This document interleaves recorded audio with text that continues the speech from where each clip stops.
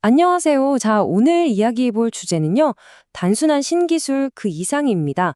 바로 AI 네이티브라는 세상을 근본적으로 바꾸고 있는 새로운 존재의 등장이죠. 한번 제대로 파헤쳐보겠습니다. 자, 이 개념을 제대로 이해하려면 이 간단한 이야기 하나면 충분할 것 같아요. 한 학생이 있는데요. 중요한 건 이게 단순히 답을 찾는 게 아니라는 점입니다. AI랑 손잡고 함께 배우고 문제를 풀어가는 새로운 방식에 대한 이야기죠.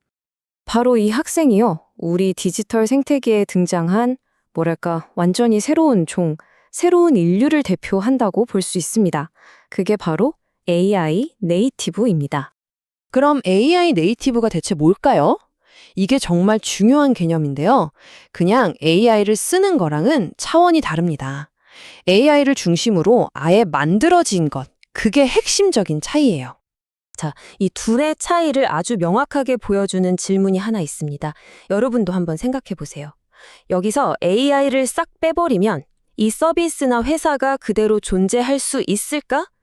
만약 AI를 지원하는, 그러니까 AI 이네이블드 회사라면 네, 핵심 기능은 남죠 라고 대답할 겁니다. 하지만 AI 네이티브 회사는요? 답은 단 하나. 아니요, 아예 존재 자체가 불가능합니다. 가 되는 거죠. 이게 바로 우리가 익히 들어온 디지털 네이티브에서 한 단계 더 나아간 엄청난 진화적 도약을 보여주는 지점입니다. 비유하자면 이런 거예요. 디지털 네이티브는 인터넷이라는 지도를 보고 열심히 정보를 찾는 법을 배운 세대잖아요. 그런데 AI 네이티브는요, 그냥 자율주행차에 타서 어디로 가자라고 말하는 세대와 같습니다. 완전히 다른 차원의 접근법이죠. 아니, 근데 왜 하필 지금일까요? 왜 갑자기 이런 거대한 변화가 시작된 걸까요? 그 답은요, 의외로 가까운 곳에 있습니다. 바로 우리가 컴퓨터와 소통하는 언어, 그 자체, 그 비밀이 숨어 있습니다. 소프트웨어의 역사를 보면요, 크게 세 단계를 거쳐왔어요. 처음에는 우리가 C++나 자바 같은 언어로 기계한테 하나하나 명령을 내렸죠. 이게 소프트웨어 1.0. 그 다음엔 엄청난 양의 데이터를 쏟아부어서 기계가 스스로 배우게 했어요. 딥러닝 같은 거요. 이게 2.0.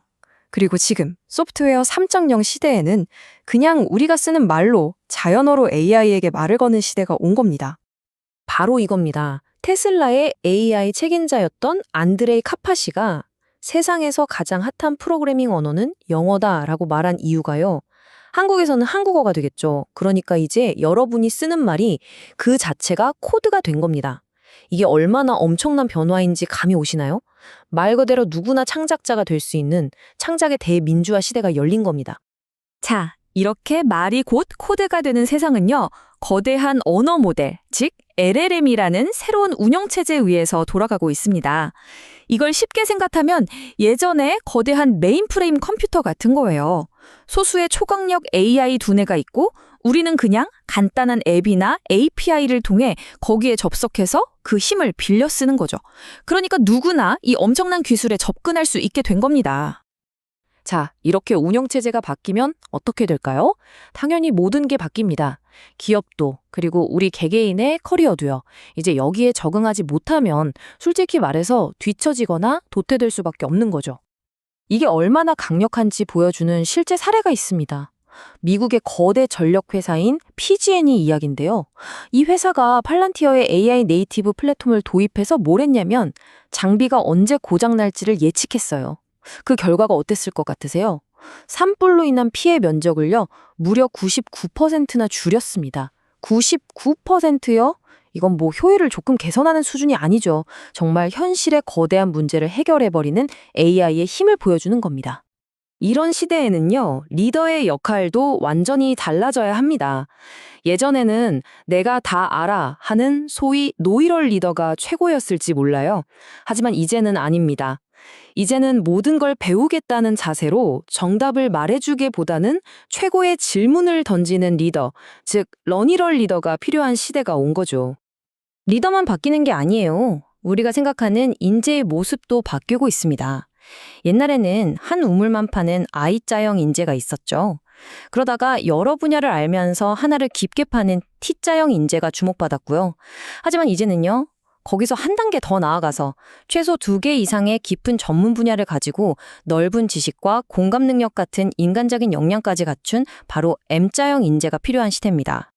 자, 그럼 이 모든 변화 속에서 우리는 어디로 가야 할까요? 많은 분들이 인간과 기계의 대결을 떠올리시겠지만 사실 미래는 그런 구도가 아닙니다. 핵심은 어떻게 우리가 AI와 최고의 파트너가 될 것인가 하는 점이죠. 이 파트너십을 아주 잘 설명하는 모델이 바로 켄타우루스 모델입니다. 반은 사람, 반은 말인 켄타우루스처럼요.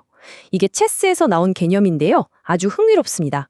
그냥 평범한 체스 선수와 적당한 수준의 컴퓨터를 한 팀으로 묶었더니 세상에서 가장 강력한 슈퍼컴퓨터 AI를 이겨버린 거예요.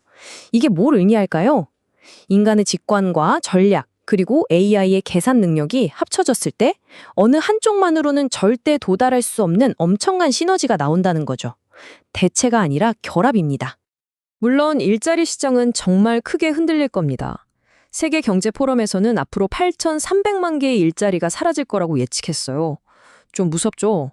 하지만 동시에 6,900만 개의 새로운 일자리가 생겨날 거라고도 합니다.